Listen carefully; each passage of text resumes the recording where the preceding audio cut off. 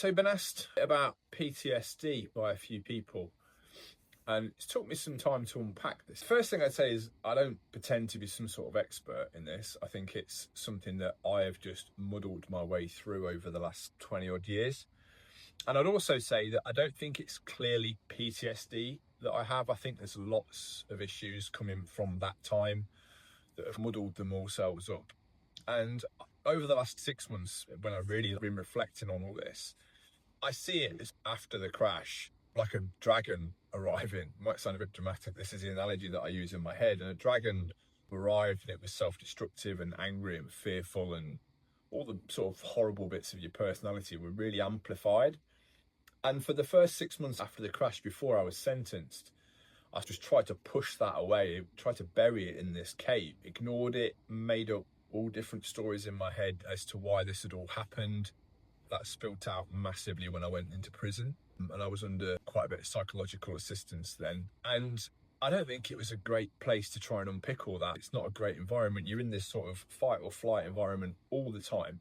So I just kept pushing it back, trying to bury it away.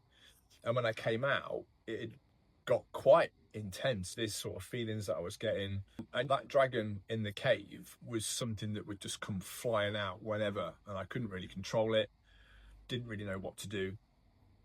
But what I noticed is that there was a few things that helped actually doing physical activity. It used to help me vent some of that internal aggression. I was never outwardly aggressive to other people. I was aggressive to myself, and by training hard, that used to help.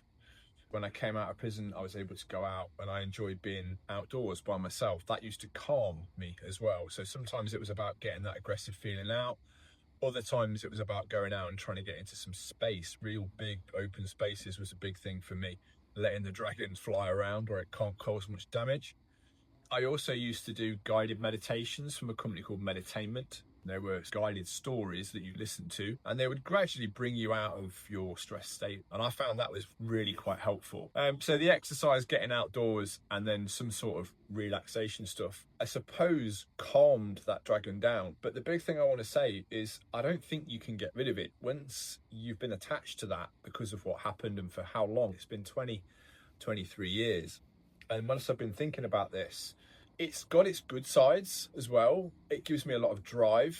One of the reasons I do what I do is because I want to help other people, and that comes from that. That's not who I was before all this, really. So it can give you drive, it can give you passion.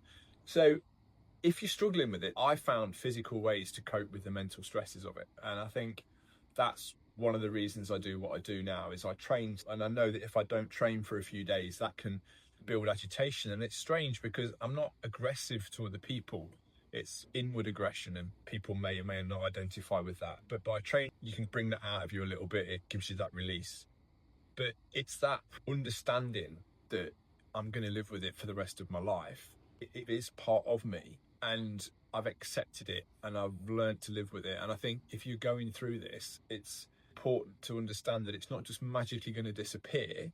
And I think letting those feelings wash over you when they come isn't pleasant, but when you try and force it and bottle it down, it just comes back stronger. And one of the ways of thinking that I've now adopted is a stoic way of thinking. And they talk about controlling the controllables. And I genuinely believe the only thing you can control is your reactions to your thoughts. They say in their teachings that you can control your thoughts and the actions that you take on them. I think when you have something like this, you can't always control those thoughts, but you can still control the actions that you take on them. And that's one of the things that helps me. I imagine I'm in this sort of box, and it's not the comfort zone square box. I'm in that, and everything else outside that box is not in my control. So I have to just learn to live with it. I just go along with it. And I'm not great at it all the time. Nobody is, I don't think. But I do try and remind myself to do that when I can. And I find that difficult, but it's something that I'm trying to make as my long-term progression. But the biggest thing is just sort of when that dragon comes out of that cave and you feel it coming, it's just to try and accept it and understand that that's part of who you are now, and just try and make it that you can control as much of what you can control, which is your actions on those thoughts. So I don't know if that's helped really. Like I say, it's quite rambly. This is hard to dissect and put it out, but I'm hoping that you might take something from it. But let me know in the comments if you do or if you don't. Thanks.